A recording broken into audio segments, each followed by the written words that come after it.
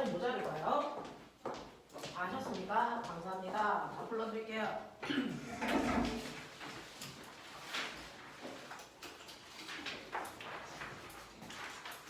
20문제 1번부터 다 불러드립니다.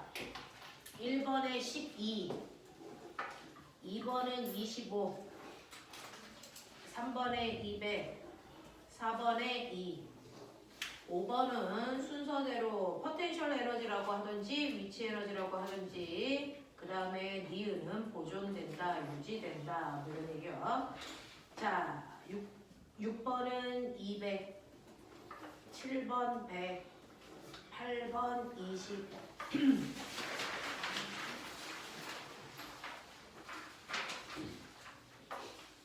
9번에 기억은 증가, 니은은 0 10번에 최소예요.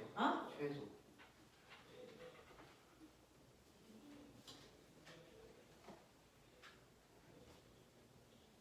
안 돼요.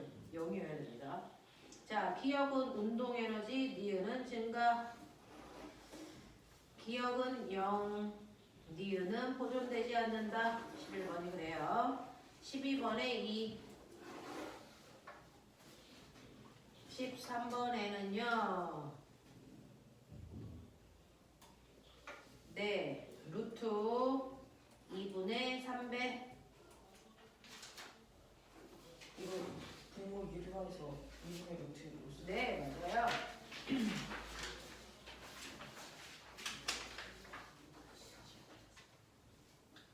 자, 그 다음에 이거 속도 구하는 거죠? 속도 구하는 얘는요. 말로 하면 좀 어려울 것 같아서 루트 m분의 k x가 소위 x는 루트 밖으로 루트 안으로 넣을 거면 x제곱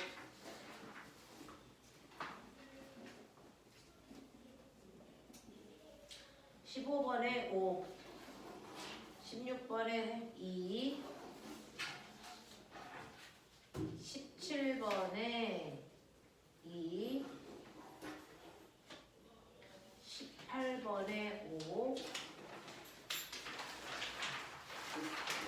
19번 5, 20번에 3 그렇습니다. 19번에 뭐야? 19번에 5, 20번 3 되었습니다. 자, 전체 20문제 봤어요. 조금 많은 내용인데 화적 에너지는 조금 많이 하셔야 될 것 같아서 조금 많이 했습니다. 자, 이 중에서 질문 있는 것들을 해보도록 하죠.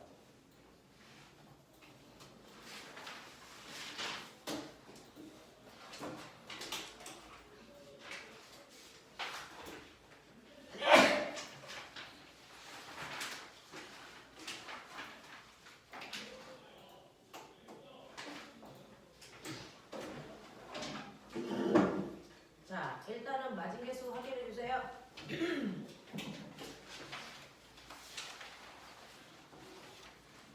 20문제였어요.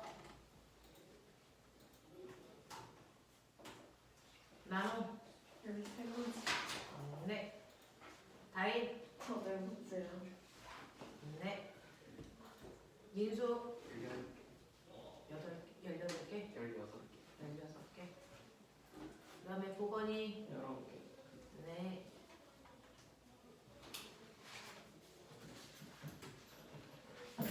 준혁이. 17개. 네. 지훈이. 18개요. 연우. 19개요. 네. 이 정도의 느낌으로 푸셨네요. 자, 그러면 1번부터 푸신 거 볼게요. 1번부터 8번까지 중에서 저한테 질문해 주실래요? 4번. 1번부터 8번까지 중에서 4번 또 4번 맞아요. 어? 4번, 6번 해볼까요? 자, 여러분들이 가지고 있는 4번하고 6번 보시면 용수철 상수가 400인 자, 용수철 상수는요. 그 용수철을 1m 잡아당길 때 필요한 힘의 크기를 얘기해요. 그래서 용수철 상수는 각각의 용수철을 1m 잡아당기는 동안 필요한 힘의 크기를 얘기한다. 그래서 단위가 뉴턴미터입니다. 용수철 상수가 크다는 얘기는 잘 안 늘어난다라는 얘기입니다. 자, 이 용수철 상수는 얼마냐면 400이에요. 그래서 얘는 1m 잡아당기려면 400N의 힘 줘야 돼. 이런 뜻입니다.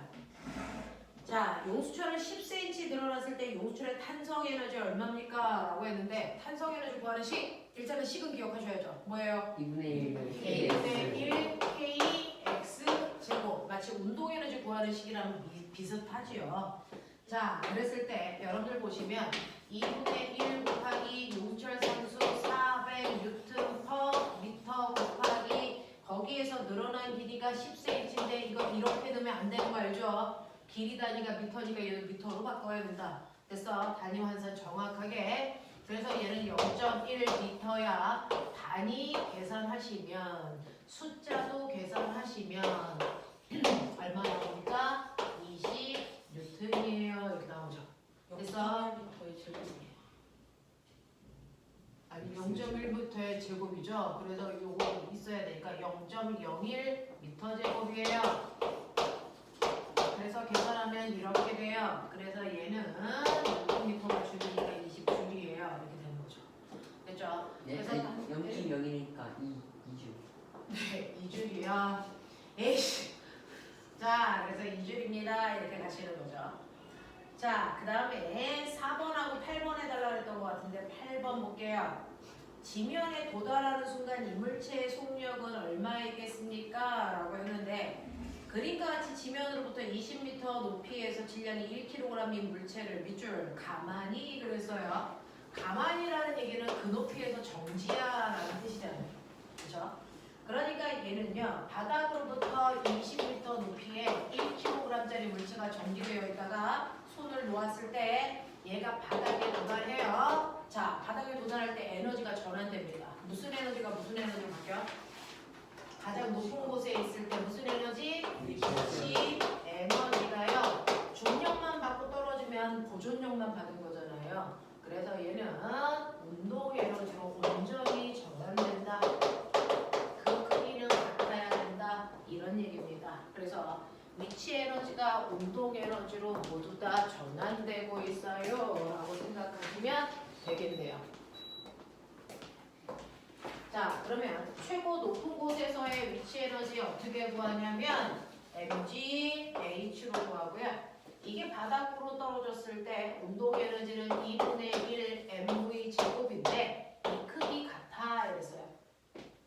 그러면 이렇게 약분이 되고 이때 얘한테 물어본 건 속력이 얼마야? V값 구해주세요 라고 했잖아요. 그러니까 V는 루트 뭡니까? 2g h의 루트 값이야. 이렇게 하면 돼요. 그쵸?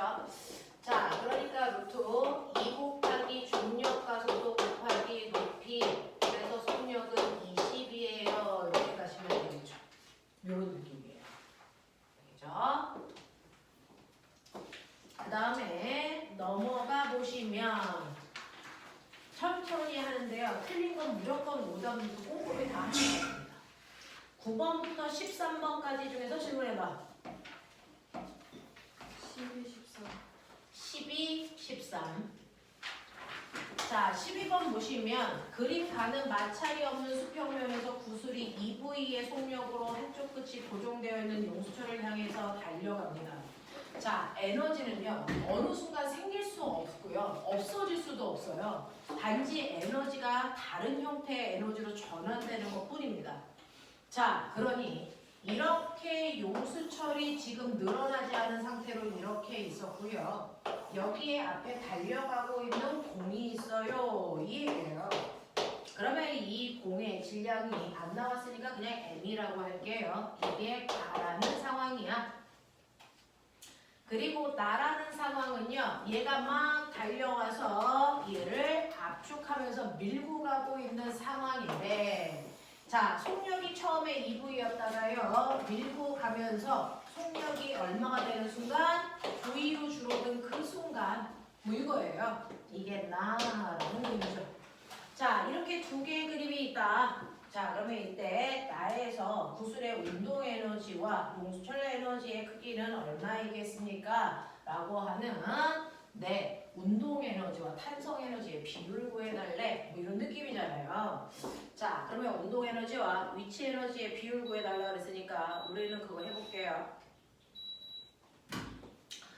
자, 첫 번째 경우가 두 번째 경우로 에너지가 전환되고 있는 것 뿐이죠. 에너지의 총량은 같아야 된다. 에너지 보존 법칙이에요. 그러면 가 같은 경우에 에너지는 뭐만 있냐면 구슬이 굴러가고 있는 운동 에너지밖에 없어. 그래서 가에서는 운동 에너지만 있다. 운동 에너지 구하는 것이 기억하자. 2분의 1 mv 제곱이다. 이거죠. 자, 요만큼의 에너지가 있었는데 이게 나로 바뀌어도 에너지의 총량은 변할 수 없으니 바뀐 후에도 에너지는 여러분들이 보시는 것처럼 2mv 제곱이어야 된다. 이 얘기예요. 그렇죠? 근데 나에서는 무슨 에너지가 있냐면 얘가 압축도 되고 있고 가고 있기도 하고 있으니 운동 에너지도 있고요. 탄성 포텐셜 에너지도 있어. 이 둘을 합한 값이 요거다라는 뜻이에요. 그렇죠? 그랬을 때 운동 에너지는 2분의 1 mv 제곱이네. 속도가 v니까. 그렇죠? 그러면 그거를 뺀 나머지가 막 탄성 에너지고 얘와 얘를 합한 값이 이거랑 같아야죠. 그렇다면 이제 아시겠어요? 탄성 에너지 얼마입니까? 2분의 3 mv 제곱이어야 된다. 이런 얘기죠. 그죠? 그러니까 에너지의 총량은 변하는 게 아닙니다. 다른 형태의 에너지로 전환되는 것 뿐이에요. 그래서 여러분들이 보시는 것처럼 운동 에너지와 탄성 에너지의 비율이 1대 3입니다. 이렇게 가세요. 자, 그러면 13번. 그림과 같이 마찰이 없는 레일 위에서 물체를 가만히 놓았다. 이런 얘기예요. 자, 그랬을 때 A점에서 물체의 속력은 B점에서의 몇 배이겠습니까? 이 또한 에너지 전환으로 풀어, 얘들아. 자, 그러면 13번에서요. 에너지 전환을 보면 이렇습니다. 13번에서 얘가 후 이렇게 가죠. 됐죠? 네. 그랬을 때 기준면을 땅바닥으로 했을 때요. 가장 높을 때 높이가 2m에 얘 이렇게 있어. 그리고 여기에서의 높이는 0.5m야. 여기가 A점이야. 그 다음에 여기는 절반의 높이 1m네. 여기를 B로 봐야 되겠네. 이런 얘기야. 자, A점에서의 속력은 B점에서의 속력의 몇 배이겠습니까? 라고 하는데요. 속력은 운동 에너지죠. 자, 그럼 여기에서의 운동 에너지가 얼마만큼일까? 2분의 1. 자, 여기에서의 운동 에너지는요. 여러분들 보세요. 여기 맨 처음에 위치를 P라고 하면 P점에서는 가만히 있었으니까 이게 위치 에너지만 있어요. 얼마만큼? mg 2m만큼. 그치? 그러면 운동 에너지는 어떨 거야? 없어. 그러면 이 둘을 합하면 역학적 에너지라고 했으니까 역학적 에너지의 크기가 얼마야? mg 2야. 근데 얘는 아무리 움직여도 역학적 에너지가 보존돼야 돼. 그러니까 A점에서도 B점에서도 역학적 에너지는 똑같이 mg 2야. 기억하겠나? 근데 여러분들이 보시는 것처럼 A점에서는요 높이가 0.5라서 위치 에너지가요 0.5 mg야.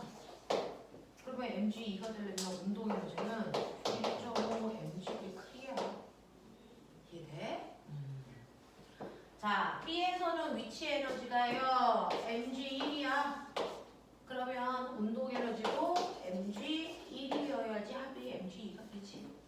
이런 얘기가 되죠. 네. 자, 그래서 보시면 여러분들이 보시는 것처럼 A 대 B의 운동 에너지 비율이 얼마일까?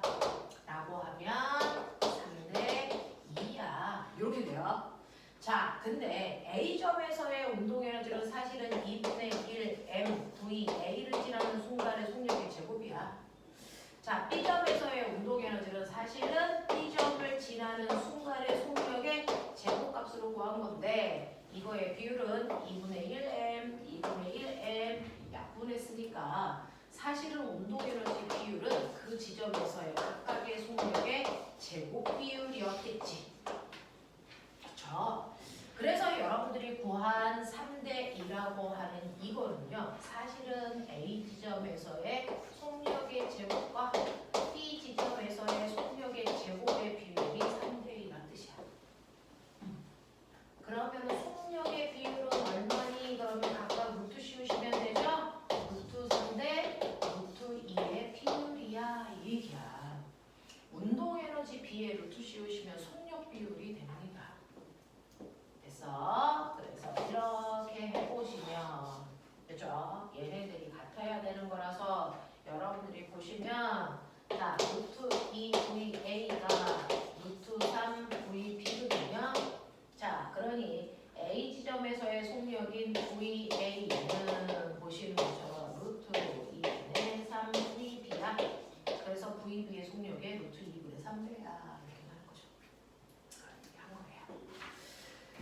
자, 그 다음에 14번부터 18번까지 질문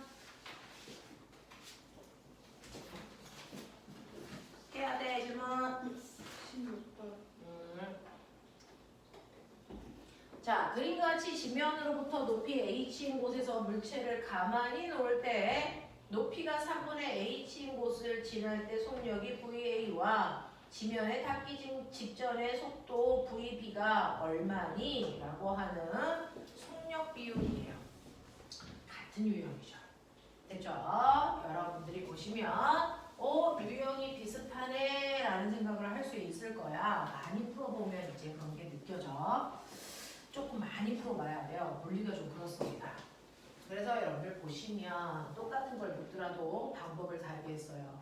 가장 높은 A치 높이에 어떤 물체가 있어? 그 처음 위치를 우리는 P라고 한다면 이 P라는 지점에서의 위치 에너지 mg h만큼이야. 근데 여기에 가만히 놨기 때문에 운동 에너지는 없었겠지? 그러면 역학적 에너지 똑같이 mg h였고요. 이때 마찰은 없으니까 역학적 에너지 보존돼서 모든 지점의 역학적 에너지가 mg h의 크기를 가져야 돼. 이 얘기야. 근데 여러분들 중간 높이 여기 지나갈 때야 이 지점을 A라고 할 건데 얘는 높이가 3분의 1 H래요. 그렇죠? 그러면 이 점에서의 위치 에너지가 3분의 1 mg H인데 역학적 에너지가 mg H여야 되니까 운동 에너지는 3분의 2 mg H의 크기야. 이렇게 돼. 그 다음에 바닥에 닿기 직전에 여기 땅바닥에 오면 이 지점을 B라고 할 건데 얘는 땅바닥에 닿기 직전 높이는 없으니까 0. 그러면 온전히 운동 에너지가 mg H의 크기야. 이렇게 돼요. 자, 그랬을 때 여러분들 보시면 그 두 지점 우리는 A와 B라고 했어요. 자, 얘네들의 운동 에너지의 비율은 MGH 날려보시면 그래서 몇 대 몇입니까? 운동 에너지 비율 1대 3이에요. 이렇게 가잖아요. 그렇죠? 근데 아까도 얘기한 것처럼 운동 에너지의 비율은 사실은 그 지점을 지나는 순간에 속력의 제곱 비율이다라고 되어 있어요. 이렇게 했죠. 그러니까 속력 비율은 어떻게 하는데 약간을 루트 씌워라고 했어요. 그래서 루트 2대 루트 3 이렇게 될 거예요.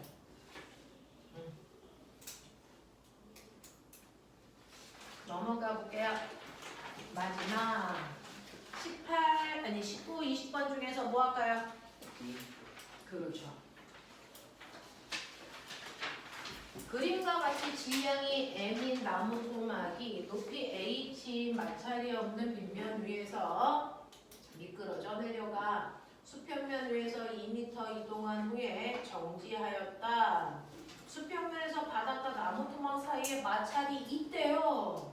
여기에 대한 설명으로 맞는 걸 찾아봐 라고 했는데 이 문제는요 2가지 상황으로 보셔야 되는데요. 일단은 경사면 아주 높은 곳 됐죠? 이곳의 높이가 얼마냐면 h입니다. h인 곳에 물체가 처음에 있었어요. 여기 A. 그리고 이 아이가 미끄러져 내려갑니다. 미끄러져 내려가는 이곳은 어떠냐면 마찰 없어. 그러니까 위치 에너지가 바닥면으로 내려올 때까지 모두 다 온전히 운동 에너지로 전환. 이 지력을 B라고 합니다. 됐죠? 그러니까 A 지점에서의 위치 에너지와 B 지점에서의 운동 에너지 같네. 왜? 역학적 에너지가 보존되니까.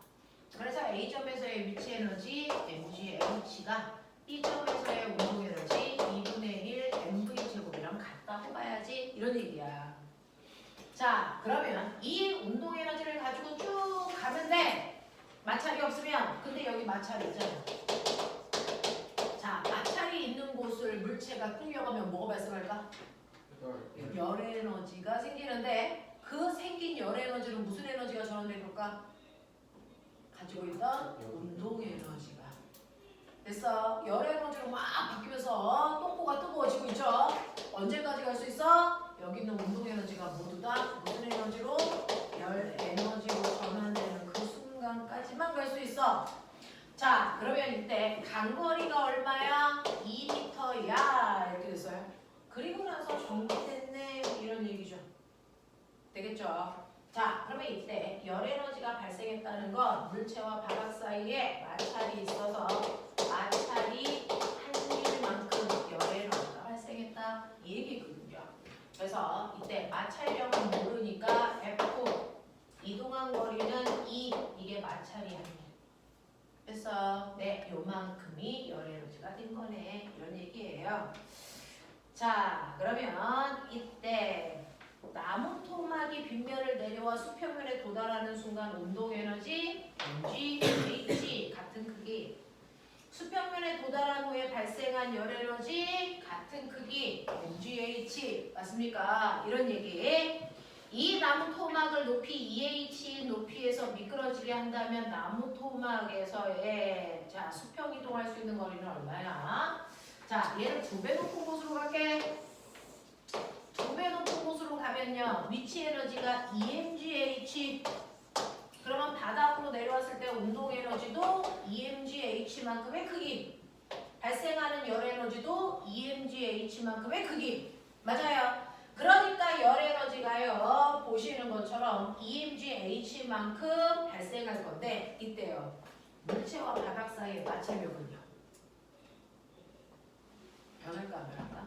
안 변해요. 이야기의 속력이 빠르던 느리던 이때 작용하는 마찰력의 크기는 변하는 게 아니라 이 값은 항상 일정한데 에너지가 2배 커진 거죠. 그러면 마찰이 한 일도 2배 커져야 되는데 마찰력은 일정하니까 이동거리 몇 배 커져야 되니? 이게 2배 커져야 되죠. 그래서 몇 미터 가야 됩니까? 이게 4미터 가야 2배 커지겠죠. 알겠습니까? 이런 얘기예요. 마찰력이 일정하기 때문에 이동거리 2배 커져야 된다. 그래서 8m가 아니고 4m만큼 밀려나가요. 이런 뜻이야. 하겠어? 이런 느낌. 자, 근데요. 지금 설명 들어서 아는 것 같은데 또 집에 가서 나 혼자 풀면 또 안 풀립니다. 그러니 집에 가서 천천히 그날 하고 있는 주태는 집에 가서 오답을 다시 한번 풀어볼 수 있게끔 하셔야 내 실력이 늘어요. 되죠? 자, 물리 여러분 노출된 정도가 달라서 올라가는 속도, 실력이 느는 속도가 어떤 사람은 급경사로 올라가지만 어떤 사람은 되게 완만하게 올라가는 사람들도 있어. 그러니 천천히 자기 속도에 맞춰서 반복하시면 돼요. 자, 이런 식으로 해서 일과 에너지에 해당되는 단원 평가도 받습니다. 이렇게 문제야. 자, 이제 선생님하고는요 연력학에 대한 얘기 하죠. 저번에 시간이 없어서 다 못한 얘기까지 해서 정리해봐 드리도록 하지요.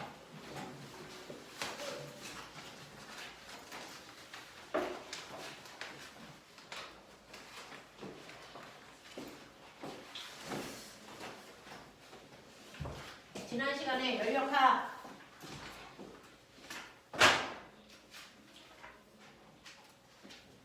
네. 지난 시간에 연력학의 법칙 몇 가지 있다 그랬어? 세 가지가 있어. 그 중에서 제0법칙, 제1법칙, 제2법칙이 있는데 그 중에서 제1법칙 뭐야? 여기부터 시작하면 될 것 같습니다. 자, 여러분이 가지고 있는 책에서는 어디를 보시면 되냐면요. 연력학이니까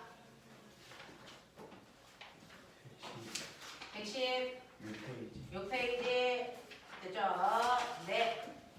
자, 그래서 112페이지부터 시작되는데요. 그 중에서 116페이지 정도 보시면 돼요. 라고 얘기하시네요. 자, 그러면 우리가 해야 되는 연력학 열도요. 어떤 힘을 가지고 있어서 그 힘으로 일할 수 있는 능력 가지고 있어. 그래서 열이 얼마만큼 일할 수 있는 능력을 가지고 있는지에 대해서 그리고 그때 에너지가 어떻게 전환되는지에 대해서 설명하고 있는 게 연력학.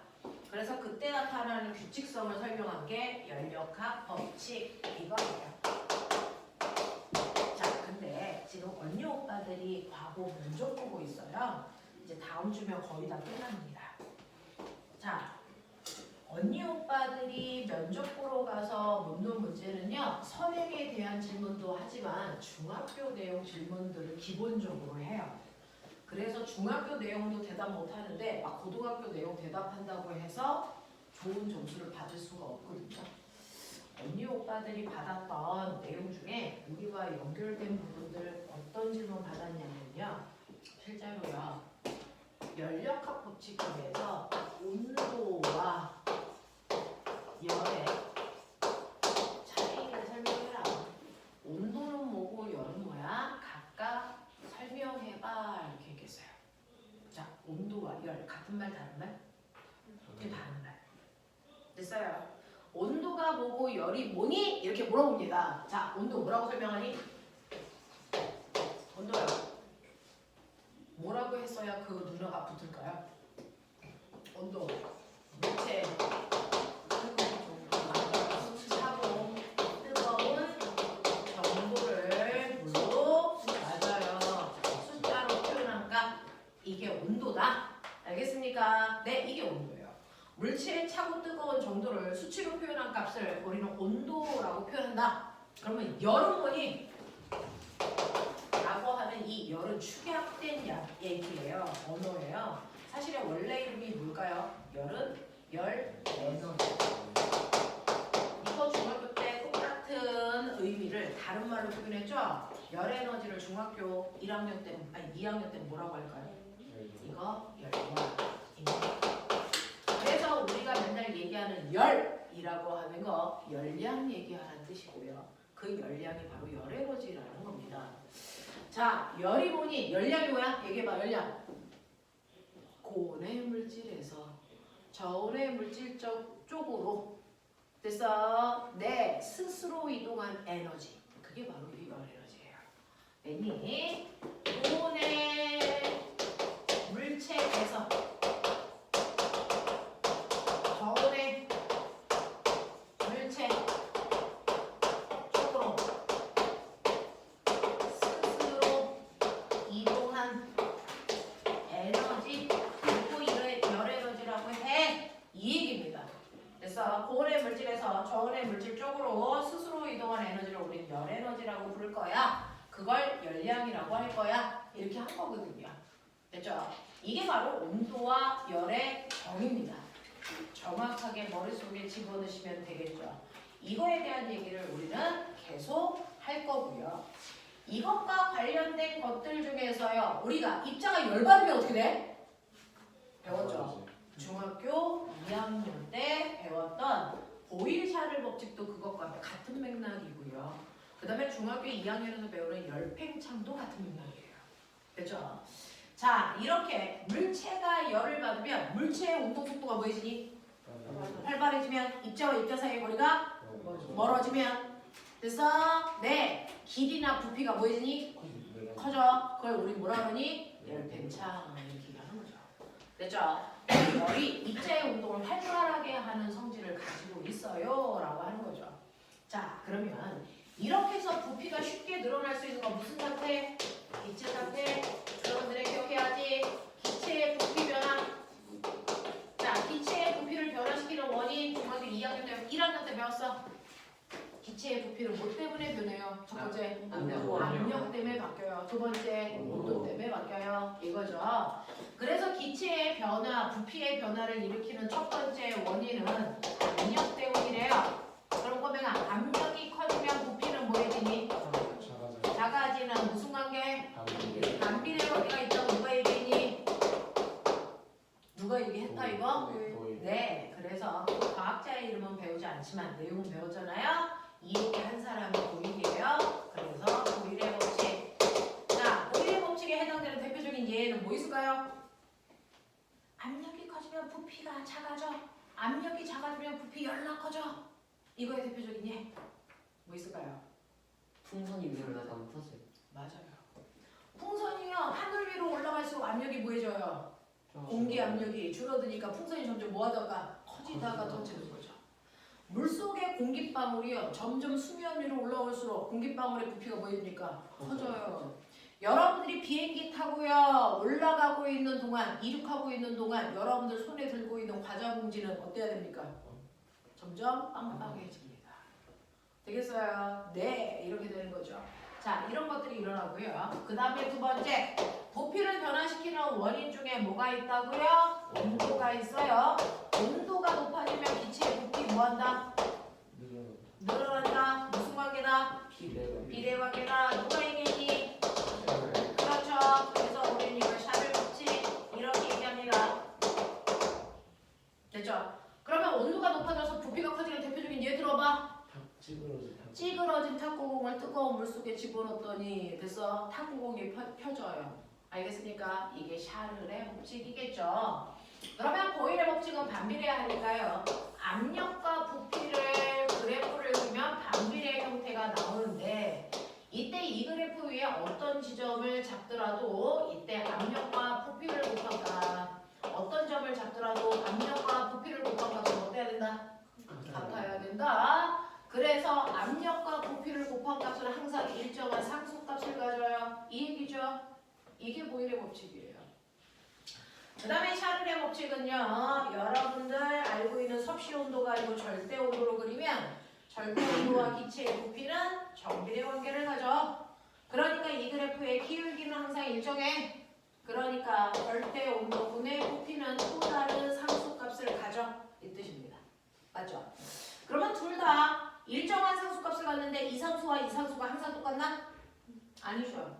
그래서 이때도 만족하는 항상 똑같은 어떤 특이한 상수를 구해볼래? 그 특이한 상수를 우리는 뭐라 그러니? 기체상수라고 하는 거예요.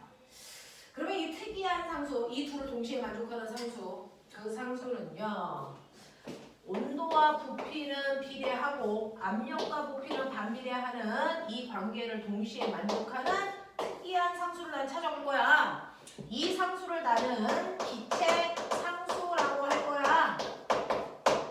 그래서 이 기체 상수를 찾기 위해서요. 여러분들이 알고 있는 0도씨 1기압이라고 하는 표준 온도와 압력에서 스탠다드한 온도와 압력이 바로 0도씨 1기압입니다.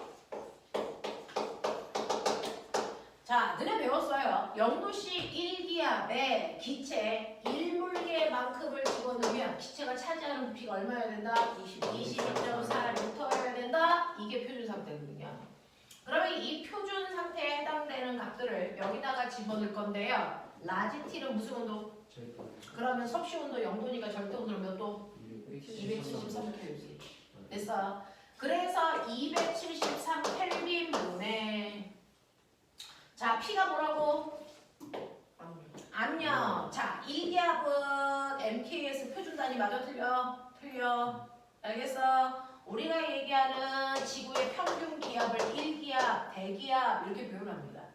1기압을 지구의 평균 기압, 대기압이라고 하는데 이 1기압이라는 건 1 ATM 이렇게 쓰기도 해요. 됐어? 근데 이 1기압이 얼마냐면 1014 헥토파스칼이기도 합니다. 근데 헥토라는 단어는 공 몇 개 대신에 붙는다고요? 2개. 그래서 1013 파스칼이고요. 파스칼이라고 하는 과학자 이름은 어떤 단위 대신 붙은 거냐면 이거는 압력 단위. 압력의 단위가 뭡니까? 네, 단위 면적당 U는 킴이죠. 그래서 뉴턴 퍼 제곱미터 이렇게 된 거예요. 네, 그래서 압력 자리에 101300 됐습니까? 네, 뉴턴 퍼 제곱미터 넣으셔야 되고요. 그 다음에 부피도 MKS 단위로 바꿔야 되는데 22.4리터 의미 없죠. 1세제곱미터가 몇 리터? 1000리터. 됐어. 네, 그러니까 얘 1000분의 1 곱하시면 되겠죠. 그래서 곱하기 22.4 곱하기 10의 마이너스 3승 세제곱미터 이런 식으로 계산한 겁니다. 됐어. 이랬을 때 나오는 기체 상수값이 0.082라고 하는 상수값이 나와. 됐어. 이 상수를 외우라는 건 아니겠지만 이렇습니다. 자, 그래서 우리는 일정한 상수값을 얻어냈다. 근데 이 상수는 어떨 때다? 1몰일 때 부피가 22.4L일 때 차지하는 상수값이다. 만약에 0도씨 1기하고 똑같은데 1몰이 아니고 2몰이면 더 많은 기체를 담아야 되니까 기체의 부피는 몇 배 커진다?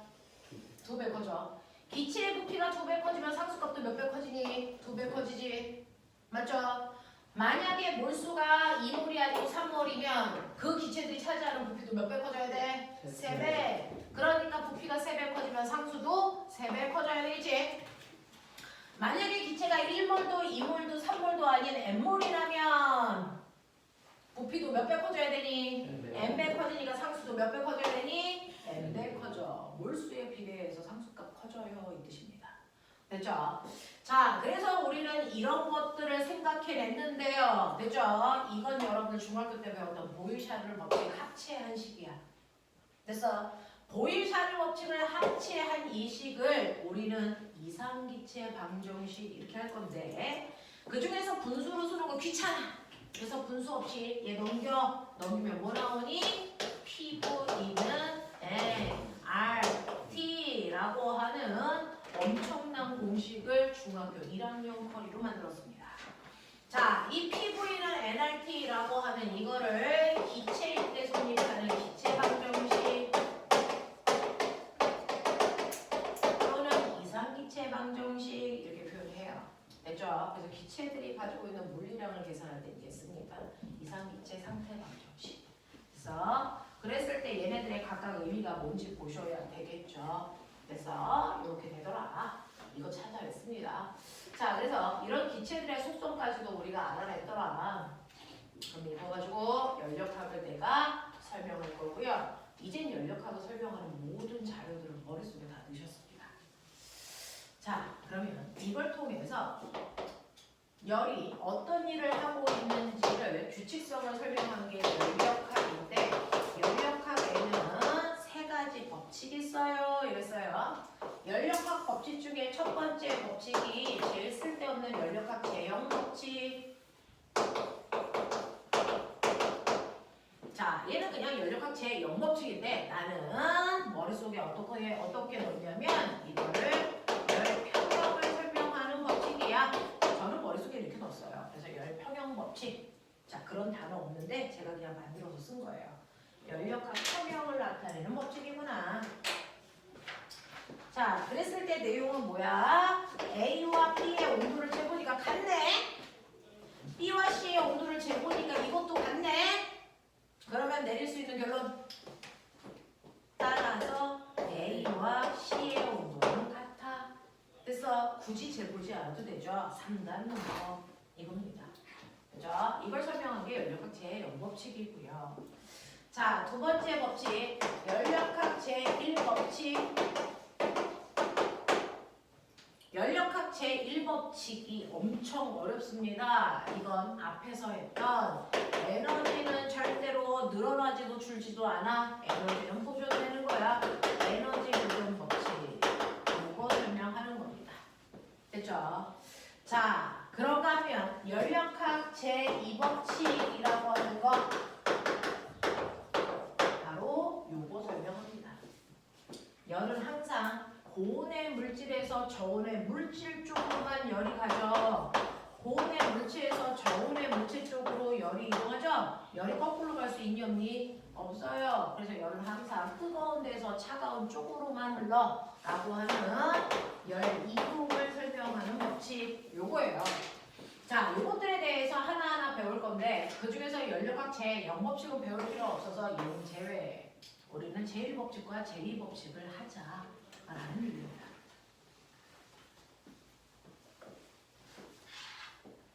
자, 이제부터 보세요. 연력학 제1법칙에 대해서 해볼게요. 연력학 제1법칙이에요. 연력학 제1법칙은 열에너지 보존 법칙인데요. 실제로 이런 식으로요. 피스톤 속에 기체의 입자들을 막 집어넣어. 그리고 밖으로 빠져나가지 못하게 피스톤 뚜껑으로 이렇게 눌러놔. 지금은 뚜껑이 움직이지 않는 정지 상태야. 이런 거야. 됐죠? 자, 이렇게 해놓은 다음에 내가 여기다가 알콜레프로 막 뜨겁게 가열을 하면 아까 얘기했지? 열은 뜨거운 쪽에서 차가운 쪽으로 이동해가. 자, 이동한 열의 양을 뭐라고 그러냐?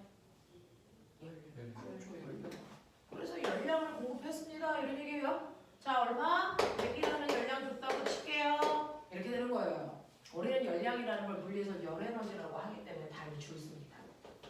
됐죠? 네. 그래서 내가 어떤 기체한테 열량을 줘 Q만큼 그게 100이야. 그러면 그죠? 기체가 있는 이 피스톤이 100이라는 열을 받았어.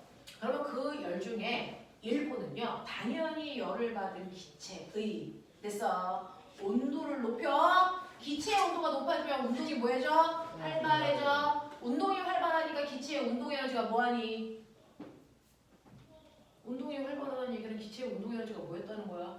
증가. 그래서 내가 준 열 중에 일부는 기체의 운동 에너지를 높이는 데 쓸 건데 기체가 가지고 있는 모든 에너지를 다 더한 값을 우리가 내부 에너지라고 불러.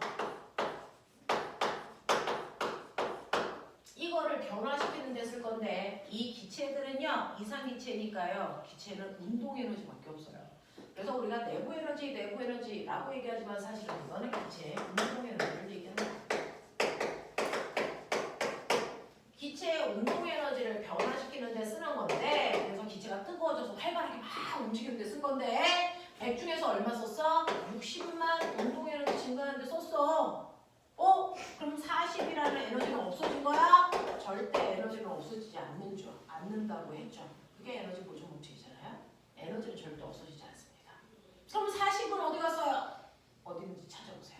이러는 네. 기체의 운동 에너지가 활발해지면 기체가 이렇게 움직였더니 이렇게 움직인단 말이야. 그럼 피스톤에 더 센 압력을 가하면 어떻게 될까요? 사실은 피스톤은 밖에 있는 대기가 누르는 압력과 안에 있는 공기가 누르는 압력이 같아서 뚜껑이 움직이지 않았다가 안에 있는 기체의 운동이 활발해지면 이 압력이 커지죠. 이 압력이 커지면 어떻게 됩니까? 안쪽에서 세게 미니까 뚜껑이 뭐하니? 밀려 나와요. 알겠어? 그래서 뚜껑이 이렇게 밀려 나옵니다. 자, 밀려 나왔다는 건 기체의 입장에서는 뭘 줬다는 거니? 힘 줬다는 거죠. 그 힘으로 S만큼 밀고 갔다는 거죠. 기체가 뭐 했다는 얘기니? 일했다는 겁니다. 됐죠? 그래서 기체가 일했다는 얘기죠. 그 한 일이 얼마입니까? 라고 하면 한 일의 양이 40이라는 뜻입니다. 됐어? 그래서 기체는 외부로부터 열을 받으면 자기의 운동의 에너지를 변화시키는데 일부 쓰고 일부는 피스톤을 밀은 것과 같은 일하는 데 쓴다. 그래서 이 둘을 합한 값이 반드시 외부에서 받은 열량과 같아야 돼. 이거 설명하는 게 열량학 제일 법칙이야. 그래서 에너지는 보존되는 거야. 절대 그냥 없어지는 거 없어. 이런 뜻입니다. 됐죠? 자, 근데 에너지하고 일은 스칼라 벡터. 에너지하고 일은 스칼라 값일까요? 벡터 값일까요? 스칼라. 방향 없어. 방향이 없는 스칼라한테요. 플러스와 마이너스라는 부호를 씁니다. 그거는 오른쪽 왼쪽이라는 방향을 얘기하는 게 아니고 어떤 행위를 얘기할 거야. 예를 들어서 어떤 애가요 열량이 플러스 20이야 플러스야 이거 뭐라고 해석할래? 열을 받았네 라고 해. 알겠어? 플러스 20은 기체가 열을 받았네 이거예요. 됐어? 그래서 기체가 열을 빨아들였으니까 이걸 멋진 말로 흡열 하죠? 열을 흡수했어요 이런 뜻이야. 마이너스 30 이거 무슨 뜻일까? 기체가 열을 밖으로 버렸어. 30만큼 이 뜻이야. 됐어? 그 열을 밖으로 버리는 걸 여기 방출했어요. 이렇게 얘기하면 돼. 열을 흡수했어요. 또는 열을 방출했어요. 흡열, 발열 우리 이렇게 표현하기도 하지만 흡수, 방출 이런 표현도 써요. 됐죠? 근데 열의 양을 계산하니까 열은 0이래. 무슨 말이야? 흡수한 열도 없고 방출한 열도 없네. 열의 출입이 없네. 거짓말. 열이 들어오지도 나가지도 않은 열의 출입이 없는 상태. 멋진 말로 단열. 기억나니? 열이 단절됐어요 라고 하는 거죠. 단열되었구나 이렇게 표현합니다. 그래서 열의 양이 플러스인지 마이너스인지를 통해서 열이 안으로 들어왔는지 밖으로 나갔는지 이거 해결할 수 있다. 단열이라는 단어도 그렇다. 단열은 열의 출입이 없다라는 뜻이다. 그래서 집에 단열재를 집어넣어서 만들면 에어컨 트는 족족 시원하고 난로 트는 족족 따뜻하고 근데 단열재가 없으면 에어컨을 틀어도 덥고 난로를 켜도 춥고 알겠습니까? 이렇게 되는 거죠. 자, 그래서 단열.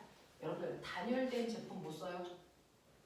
보온병이 가장 열을 가장 잘 보관하는 거죠. 열의 출입이 없게 만든 겁니다. 보온병이. 되겠어? 자, 그 다음 내부 에너지가요. 플러스요. 이 새끼 플러스 60줄에 내부 에너지 이거 뭐예요? 저 안에 있는 기체의 운동 에너지 뭐 했어요? 증가했어요. 이런 뜻이죠. 됐어. 그래서 기체의 운동 에너지가요. 60만큼 증가했네. 자, 그럼 운동 에너지가 증가했다는 얘기는 무슨 말일까? 자, 이거 운동 에너지가 증가했어요. 피부에 알아듣잖아요. 기체들은 운동 에너지가 증가했다는 얘기는 속도가 증가. 네, 속도가 증가하는 이유가 뭐예요? 왜 저 기체가 갑자기 빨리 움직여요? 네, 뜨거워져서요. 그래서요. 내부 에너지가 플러스가 돼서 운동 에너지 증가해서 이거 쉽게 얘기하면 뜨거워졌어 이 뜻이에요. 됐어? 기체의 온도가 상승했어 이 뜻이에요. 그러니까 우리가 아까 이상기체 PV는 nRT 했을 때 기체의 T값이 증가했어요 이 뜻이에요. 알겠습니까? 네, 그래서 내부 에너지가 증가했다는 얘기는 뜨거워졌다는 얘기야. 우와, 이 새끼 뜨거워졌네. 그럼 마이너스 30이야. 이거 뭐야? 30만큼 차가워졌네. 이 뜻이에요. 무슨 말인지 알지? 내부 에너지가 플러스인 건 뜨거워졌다는 얘기고요. 마이너스인 건 기체의 온도가 낮아졌어요. 그래서 기체의 운동 속도가 느려졌어요. 이런 뜻이야. 됐어? 자, 그러면 내부 에너지가 0이라는 건 무슨 뜻일까? 내부 에너지의 변화량이 0이야. 이건 무슨 말이야? 기체의 온도가 안 바뀌었어 이거예요. 기체의 온도가 10도였는데 해석이 10도야. 기체의 온도 안 바뀌었어 라고 하면 온도의 일정 이런 뜻이야. 이렇게 해석해. 이렇게 해석해. 자, 그 다음에 여러분들이 아시는요 W라고 하는 것도 한일이 20이네 플러스 20 한일이 마이너스 30이네 한일이 0이네 뭐 이럴 수 있잖아요. 자, 1이 플러스라고 하는 건 뭐야? 기체가 1에서 피스톤 뚜껑 밀고 나갔어! 이 뜻이야. 그러면 피스톤 뚜껑을 밀고 나가면 기체가 차 있는 부피는 얼마만큼? 얼마만큼? 그죠? 네. 그래서 기체의 부피가 증가했다 이런 뜻이야. 부피 증가. 그러면 한 일이 마이너스야 라고 하면 거꾸로 피스톤 뚜껑이 밀려 들어와 압축됐어. 그러니까 부피가 V만큼 감소했어 이런 뜻이죠. 됐어. 그래서 마이너스는 부피가 커.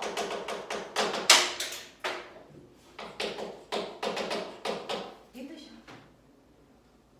그거를 우리는 1 했다, 1 받았다 이렇게 표현하는 거죠. 됐죠? 네. 플러스의 1은 1 했다, 마이너스의 1은 1 받았다 뭐 이렇게 표현한다고요. 기체에서. 그 다음에 W가 0이야. 이거 무슨 뜻일까? 네. 저 피스톤에 부피 별로 없어. 피스톤 뚜껑 안 움직였어. 이런 뜻이야. 그래서 스칼라에서는요. 어떤 의미를 부호가 얘기한다. 그 부호를 정확하게 해석할 수 있어요. 그죠? 자, 그 중에서요. 이 상황은 이제 여러분들이 플러스야 마이너스야 0이야. 플러스야 마이너스야 0이야. 플러스야 마이너스야 0이야. 이거 그래프 보고 너네가 생각해야 돼. 그죠? 자, 그랬을 때 보면은 다른 건 모르는데요. 내부 에너지가 20만큼 증가했어. 한 일도 10이야.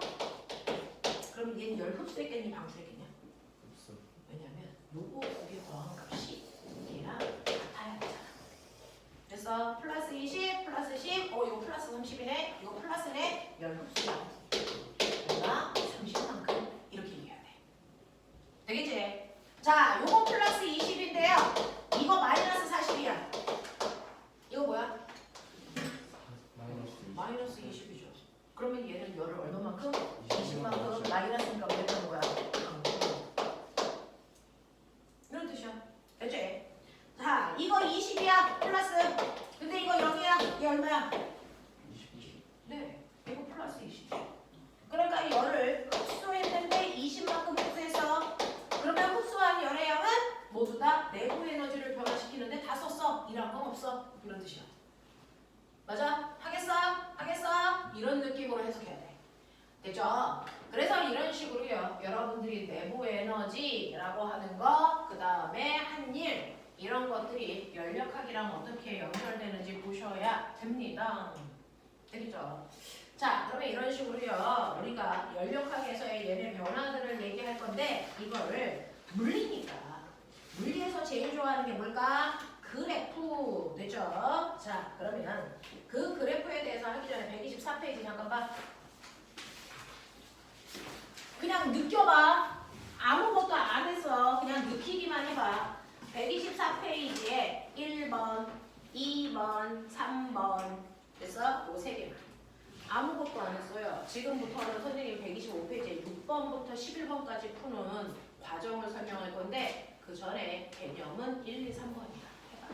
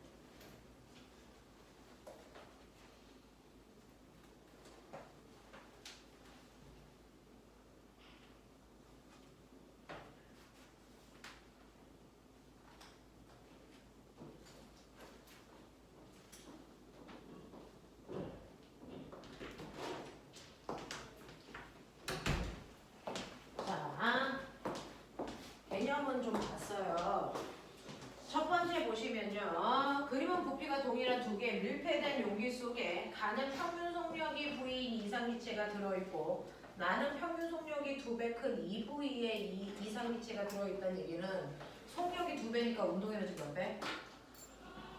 몇 배? 속력이 2배니까 운동 에너지 몇 배? 4배죠. V제곱이니까. 자, 그래서 가에 비해서 나의 운동 에너지 4배야 라고 얘기합니다. 자, 그러면 나의 기체가 가의 기체보다 더 큰 값을 가지고 있는 거요 라고 했거든요. 똑같이 기체가 5개 있어도 운동 속도가 빠르면 기체의 부피는 어때야 되니? 커야 되죠. 근데 여기 동일한 부피라고 했어요. 자, 부피가 2배 커야 되는데 크지 않아요. 부피는 똑같은데 안에 있는 아이가 더 활발하게 움직이면 어떤 일이 발생할까요? 네, 부딪히는 횟수, 세기가 달라지겠죠. 압력이 2배가 돼요. 그래서 가에 비해 나의 압력이 커진다라고 하셔야 되고요. 부피는 동일한 밀폐된 모기이기 때문에 부피 변화 없습니다. 자, 당연히 운동 에너지가 커진다는 얘기는요. 네, 뜨거워졌다는 얘기니까 온도도 높아져야 되고요. 따라서 내부 에너지 커집니다. 그래서 부피를 뺀 나머지가 다 나가 더 큽니다. 두 번째, 그림은 단열된 실린더에서 단열이라는 건 밖으로부터 열의 출입이 자연스럽게 일어나진 않아 라는 뜻이에요. 자, 단열되어 있는 실린더에 들어있는 곳에 압력이 P인 기체에 인위적으로 열을 막 주는 거죠. 그러면 기체가 뜨거워집니다. 그럼 운동이 활발해서 부피가 커지려고 막 밀고 올라갈 겁니다. 이 사이야, 이 상태야. 자, 근데 피스톤이 밑줄 쳐 서서히 올라가요 이 뜻인데요. 자, 서서히 올라가는 동안 그래서 서서히 올라가는데요. 얘 언제 피스톤이 움직여? 언제 움직여? 안쪽과 바깥쪽의 압력이 다를 때 움직여요. 됐죠? 자, 달라서요. 안쪽의 압력이 더 커지면 밀려 나가고요. 바깥쪽의 압력이 더 크면 밀려 들어오겠죠. 자, 서서히 부피가 커지면 그럼 이거 밀려 나오면 안쪽의 압력이 세서 밀려 나온다? 그러면 안쪽의 압력이 점점 뭐해져? 줄어들죠. 그러다가 바깥쪽이랑 압력이 같아지면 멈추는 거잖아요. 됐죠? 그래서 서서히 올라간다는 얘기는 항상 바깥쪽과 압력을 일치하게 만들어간다 이 뜻이에요. 그래서 서서히 올라간다는 얘기는 바깥쪽 압력과 안의 압력이 같아라고 하는 뜻으로 해석해요. 밀고 올라가면서 계속 압력은 같은 상태를 유지하고 있어. 이렇게 이해하시면 되겠어요. 자, 그래서 서서히 이동해서 기체의 부피가 델타 V만큼 증가했다면 여기에 대한 설명으로 맞는 거 찾아봐 라고 합니다. 그래서 이렇게 서서히 올라간다는 얘기는 압력이 항상 일정한 상태를 유지해 라는 걸로 해결하시면 돼요. 그래서 선생님 커져서 밀어서 같아진 거잖아요. 네. 처음에 압력이 커서 밀고 같아지고 또 밀고 같아지고 이거 반복인데 그래서 네, 여기에서는 전체적인 흐름을 보면 그래서 같아진 상태를 계속 유지해 이렇게 보고 있는 거거든요. 그래서 서서히 움직인다는 얘기는 압력이 일정하다로 물리에서는 표현하는 단어예요. 서서히 밀고 올라간다는 건 압력이 일정해라는 표현을 물리에서 쓰고 있는 거다라고 하는 거 기억해 두세요. 니은 기체가 외부에 한 일은 얼마입니까? 라고 하는데요. 요거 잠깐 보여드릴게요. 꼬맹아 한 일 구하는 식 불러. 일은 힘 곱하기 밀도가 거리. 됐어? 이게 일이죠. 자, 근데 너네 압력도 불러. 압력이 뭐야? 단위 면적당. 밀도는 힘. 다시 써. A분의 F. 그러면 힘을 어떻게 써줬더니 F는 압력 곱하기 면적. 맞아요? 이렇게 쓰는 거죠. 기체일 때. 기체일 때 이 힘이라는 거를 우리는 사실은 압력 곱하기 면적으로 바꿔서 써도 된다. 되겠니? 네. 거기다가 밀고 간 거리를 곱하면 한 일이 되는 거잖아. 결국은. 근데 보면 이게 뭐니? 요거 면적 A 곱하기 밀고 간 거리 S 델타. 이게 뭐니까? 부피 변화량. 면적 곱하기 높이. 알겠어요? 이게 바로 부피 변화량을 얘기한다. 이 얘기예요. 그래서 압력의 면적에다가 거리를 곱한 이 값이 사실은 부피 변화량을 얘기하는 거야. 그래서 압력에다가 부피 변화량을 곱한 값이 사실은 한 일이다. 알겠습니까? 네. 그래서 앞으로 할 일은 압력에다가 부피 변화량을 곱하면 돼 라는 얘기입니다. 그래서 외부에서 한 일이 P 델타 V다 라는 얘기. 신기하죠? 압력으로도 한 일 구할 수 있어요. 디귿 기체가 흡수한 열량은 이라고 했어. 그럼 꼬맹아 봐봐. 여기서 한 일이요. P 델타 V면 이거와 이거를 더한 값이 얘여야 되는데 얘 양이 P 델타 V야? 한 일이 P 델타 V야. 그러면 흡수하는 게 요 양만큼만 흡수하면 되는 거야? 아니죠. 기체를 뜨겁게 했잖아요. 기체의 온도 변화한 양도 있어요. 그래서 그게 얼마인지 몰라도 이게 뭐 10이라고 쳐. 그럼 이거에다 10을 더해야 흡수한 양이 나오죠. 알겠어? 그래서 이건 틀려라고 얘기하는 거야. 자, 세 번째. 다음은 이상기체의 등온 팽창 과정인데요. 자, 이제부터 얘기해보자.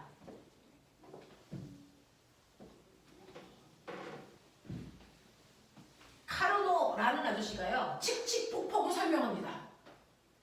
칙칙폭폭을 물리적으로 설명해봐. 칙칙폭폭이 뭐니? 증기 기차가 갈 때 나는 소리죠. 그 칙과 폭과 폭의 각각 의미가 뭐야? 이거야. 칙칙폭폭. 얘 물리적으로 의미가 있어. 카르노 아저씨가 설명한 거야. 그래서 외연기관에서요. 그 칙칙폭폭이라고 하는 소리가 날 때 어떤 현상이 반복돼요. 마치 순환마리처럼 그 어떤 네 가지 현상이 계속 반복되면서 증기기관차가 가는 거거든요. 그랬을 때 여기가 압력, 여기가 부피. 쉽게 얘기할게요.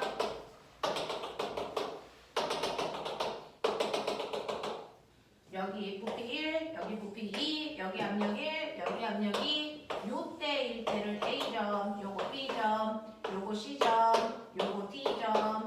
그래서 폭이야. 그런 얘기야. 됐어. 그럼 이제 어떤 일이 일어나는지 보여드릴게요. 자, 요 과정에서 어떤 일이 일어나는지 설명한 사람이 카르노라는 과학자라서요. 카르노, 순환기관, 증기기관차에 우리 설명한 건데요. 자, 이때 A에서 B로 가는 과정 좀 볼래? 그러면 A에서 B로 갈 때요. 뭐가 일정할까? 뭐가 일정할까? 부피. 자, 부피가 일정하다라고 하는 걸 봅니다. 긍정구간. 적이 뭐죠? 무슨 적이냐면 최적, 부피 적자예요. 그래서 부피가 일정한 구간, 등적 구간 이렇게 표현해요. 됐죠? B에서 C로 가는 구간 뭐가 일정할까? 그걸 뭐라 그럴까? 등압구간. 그렇죠. 등압구간. 맞아요. 등압구간. 등적구간, 등압구간. 자, 불러. 등적구간. 등압구간. 알겠어? 이렇게 표현해. 자, 그 다음에 압력과 부피 그래프를 그렸는데 꼬맹아 이렇게 그려. 반비례 그래프야. 요점이랑 정확하게 반비례거든요. 이게 1이고 이게 2고 1일 땐 10이고 2일 땐 뭐야? 뭐 이렇게 돼요. 정확하게 반비례예요. 자, 그러면 A점과 B점은 뭐가 같을까요? 정확하게 반비례를 유지하려면 뭐가 같아야 됩니다. 압력이 2배 반으로 줄면 부피는 2배 커져. 이게 정확하게 일치하려면 조건이 필요해요. 압력을 2배로 크게 하면 부피는 절반으로 줄어. 실제로 실험해 보잖아요. 안 줄어요. 압력 2배로 한다고 해서 부피가 절반으로 줄지 않습니다. 이건 조건이 필요합니다. 온도가 일정할 때만 압력과 부피가 반비례합니다. 됐어? 그러니까 온도와 압력이 반비례하는 이 구간은 누가 얘기 안 해도 이건 무슨 구간이니? 온도가 일정한 얘기해. 등온 구간이야. 이렇게 돼. 등온 구간. 이런 식으로 표현하는 거야. 등온. 됐어. 네, 등압. 그 다음에 등적. 그래서 열량이 일정하면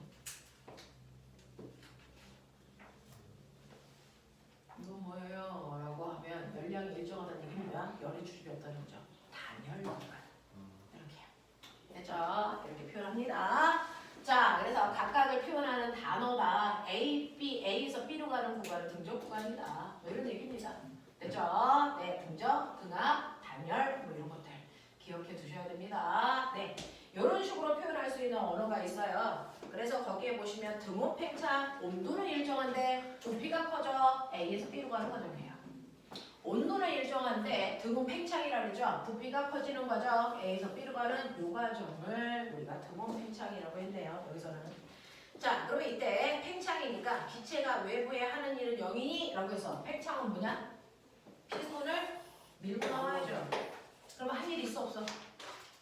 한 일 있어 없어? 있어야죠. 왜 여기입니까? 틀렸죠. 자, 그러니까 0보다 뭐가 크다 이렇게 봐야죠. 그래서 밀고 나왔으니까 한 일은 0보다 큽니다. 자, 그러면 밀고 나올 때요. 기체의 압력은 어떻게 됩니까? 야, 부피가 증가할 때 등원이어야 돼. 이 그래프잖아. 부피 증가할 때 압력 뭐 해야 돼? 줄어야지. 부피 준 만큼 부피가 늘어난 만큼 압력은 줄어야 돼. 자, 그러면 마지막 기체는요. 등원 구간에서요. 됐어? 열을 뭐 해야 되니? 라고 했어요. 그럼 보세요. 등원 구간에서 밀고 나갑니다. 한 일 있어. 플러스 10, 이 정도로 한 일 있다고 쳐. 근데 등원이니까 온도는 변하지 않아. 내부 에너지 변화 없어. 그러면 이러려면 열을 뭐 해야 되니? 이거 얼마야? 플러스 10. 열 흡수했네. 10만큼 이런 뜻이죠. 됐죠? 그래서 팽창했으니까 이때 열을 흡수했다라고 표현하시면 됩니다.